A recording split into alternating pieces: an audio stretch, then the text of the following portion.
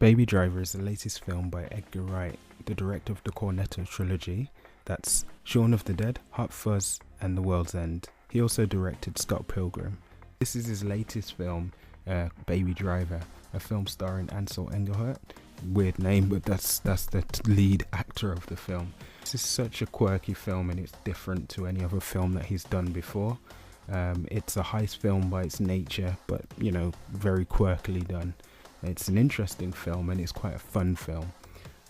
Largely, it's a story about a character called Baby, a character who suffers with tinnitus, and that then being the thing that is the overriding arc of the film for a character like him, because it just forces our character who struggles with his hearing to have to use music as his way in during his heist. The film opens with him having to play music, and music is the overriding theme throughout. So every heist and every scene is done to a different beat, to a different song, and also emotes the way he's feeling about certain things in the scene.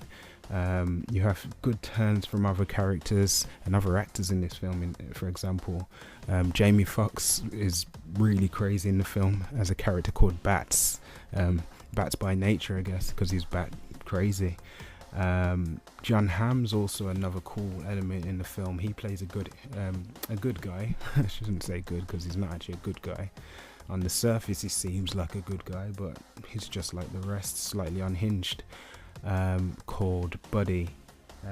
Lily James is also in the film. She plays the love interest, and again, all of these characters, when you meet them, they seem to have this quirky thing about them, this way. It's quite interesting. For her character works in the diner, and she likes to sing along, and with our character obviously being a person who loves his music, that seems to be his way in. Not only is she pretty and articulate to him, she's an endearing character, and it's just a great story, that love angle that they play.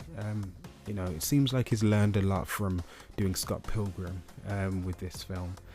There's a lot of action sequences in there, and some of the driving is really amazing. I mean, visually it looks really good. You got some of those quick cut scenes that he likes to do that are familiar in films like Scott Pilgrim, and also the Cornetto trilogy is famous for those kind of scenes. Kevin Spacey is also in the film, and he plays the mastermind of the heist, and it's really cool, and he's really cool in the film. Also, you have a surprising cameo quite early on in the film by Bernthal, who I wasn't expecting to see in the film, but he has an interesting turn in the film. He doesn't play a big role, but his role in the film kind of just establishes kind of what the film's about and what some of these quirky characters are like. So that's quite an interesting thing to see in the film. But largely it was a great film, great visuals. You long to see this character kind of get out of the position that he's been put in. He doesn't want to be there. He's been forced into a position that kind of isn't a world that he should be part of. So the character's trying to get out, and along the way, with the female love interest, they try to both get out and change their lives, but they keep being dragged back into a world that isn't their own. It has it has a lot of similarities, I probably should say, to Ryan Gosling's film Drive, only more quirky. And it feels like Edgar Wright's taken some elements and some things that he's probably seen in other films, and to me it felt very, very Tarantino-esque.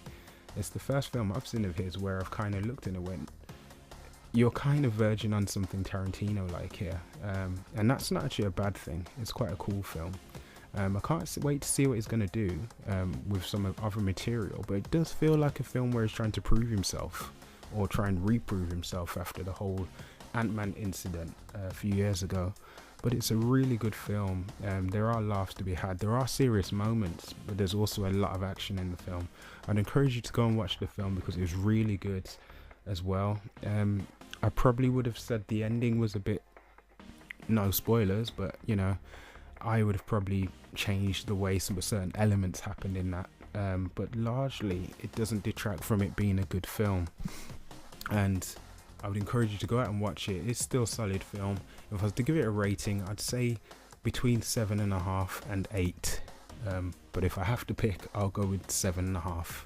There's still fun elements in there, but there are things that probably could have helped the film long term. But it's a good film. It's still worth your time for a watch. Go and watch it, Baby Driver.